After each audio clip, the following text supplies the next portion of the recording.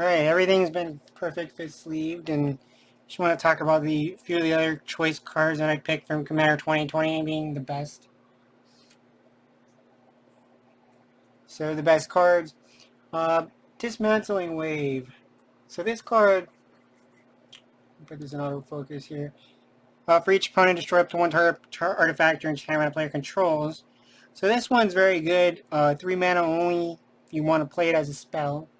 The cycling is not really a thing you're going to do very often, though if you have the mana, it can be a very good board wipe.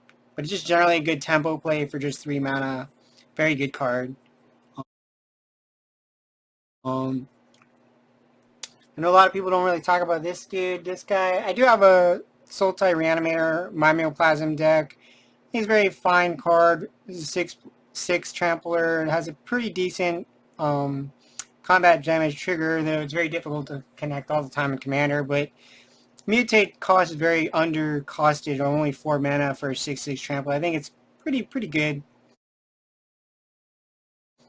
And once again, Sultai kind of struggles with pretty good reanimation targets, so this one's actually more or less in the realm of playable. Definitely something I might want to get just the one of copy. You don't want to go too deep in it. It's not an all-star like Calamax will be. It's sort of in the same boat as Cathro. Cathro is sort of the same boat in the Abzon kind of reanimator deck. I don't know if it'll ever be super tier, high power level commander playable, but still very fun, good enough card to fit in. Can also fit in as just a fun reanimator target or a random target you might find for through Sisei if it's in the right shell. The new Captain Sisei from Modern Horizons.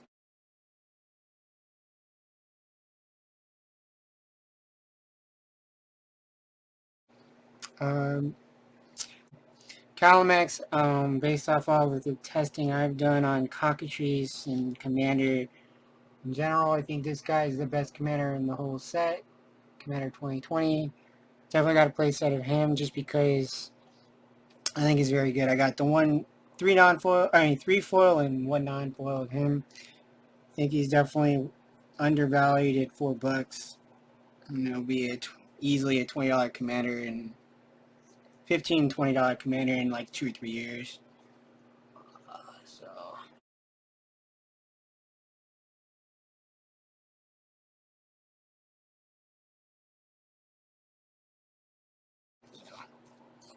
gotta know how to spec, make your money off of it. Even if it's a little light specking, just get a play set. Use the one that you want to play with, and then the rest can just kind of hang out in the binder. So some of the other ones, Twinning Staff obviously goes perfectly. Just want a couple copies of him to go with the Calamax. This card I was not really fond of until I saw it played against me, and works quite well actually. You'd be surprised. It's a 3 mana card that doesn't really do very much, and you think of it as a win more card, but when you get actually played against you, it actually holds a lot of value, and you will lose games to this card.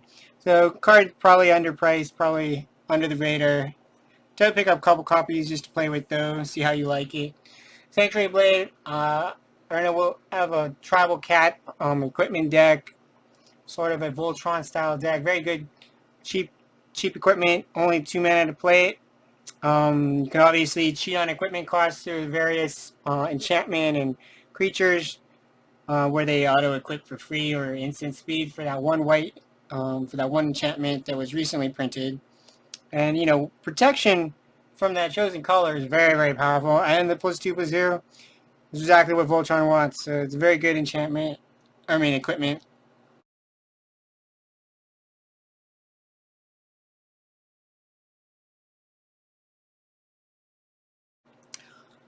Molten Echoes is a very good card. You choose a creature type or a non-token creature of the chosen type enters the battlefield. You get to create a token of its copy and it gains haste and then exile it. I think this is very good. You can kind of think of it as I have a particular Teferi's Veil deck where that works well with this, and it's actually all elementals. So this works perfectly for that deck. And creating just giant 6/1 ball lightning copies for free, and then you just kill your opponent. Works quite well. It's just more of a kitchen table fun magic, but I think even just as a commander card is very good. Kind of fit in both of those. Selective adaptation. I know this is just a book rare as well, kind of like similar but with Molten Echoes, but these two are very, very powerful. Um, Fun casual cards. Reveal the top 7 cards, elaborate, choose among them. A card with any of these different various abilities, first strike, hexproof, death touch, etc. So as long as your deck is constructed with a lot of the creatures that are good mutate targets, this will put a lot of different cards into the battlefield and slash or your hand, and can work in a reanimator shell and put them in the graveyard. So this is very good. Everything you want to be doing, mostly with, I think, in a sort of reanimator shell, but it doesn't have to be. It can also be obviously a mutate deck or something like that as well. Good, fun, big commander. Obviously, all of the various flawless maneuver, basically one of the the strongest one, I think, in my opinion. Arguably the blue one is better, but I think to make your team indestructible in commanders is exactly what you want to do, especially in a format where board wipes is pretty much all you ever see, left and right. Creatures are going to die, so being able to protect them for free is what you want. You want a couple copies, 2 or 3 of those. So Factory Squad, I'm actually very fond of as well, being able to choose new targets for spell ability. If they try to take or steal your permanent, or they're trying to play a giant draw spell or something like that, redeflecting that is always what you want to be doing. Even just retargeting a mana drain or something is still good when it's for free. Deadly Rolex, very good. Exiling a creature for free, it's definitely something you want to be doing.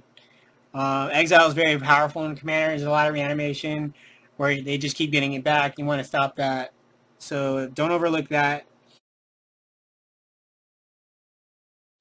And then obviously is the new Freak Negate, because it only gives non-target creature spells. I mean, and it's still playable for 3 mana counter spells. Not super on rate with counter spell, but it's free most of the time you have a commander out. Very good card with Derivi, where you always have access to commander. Fits perfectly in there. And likewise, similarly with Derivi or any sort of Bant type of shell, maybe that new Throne of Eldraine commander that lets you put a land into play every time you play a creature and draw a card or something like that. Works well in those type of decks. Any kind of green deck where you want to give your commander hexproof, and you can move hexproof counters or any counters for that matter to any number of creatures you control. So it also works well with your Abzan counters company type of decks. Can also work in some sort of reanimator shell. Can work in a cap. Any sort of. Really, it's a great card, I think. 4 mana, you could say, is a little expensive, but I think it's worth the price if it's in the right shell. Mostly, I think when a Derivi, like a Bant type of ramp shell, where you kind of play more reactive game with Flash and Hexproof being very good, protecting your commander and so forth. And that pretty much covers what I consider the playable good cards from Commander 20, and a few of the other ones that I just picked up. Because they were I wanted the full art, foil version of the Phoenix. I think it's a very underrated card, bound to go up underpriced. Now that the companion ban happened, this card will definitely take over as a format all-star, I believe. Not just in Standard, but probably also Pioneer. I don't know if it makes too much of a cut in Modern, but maybe. And yeah, and of course, just gotta add the buy box promo for the Commander Dinosaur deck. Just not very many good dinosaurs, but this one's definitely playable. 7/3 trample for 5. You're gonna cheat them out by your commanders on combat damage trigger anyway, and just making all your damage that your creatures take non-lethal for their toughness, but actually lethal for their power could be very relevant because most dinosaurs have very high power. Very good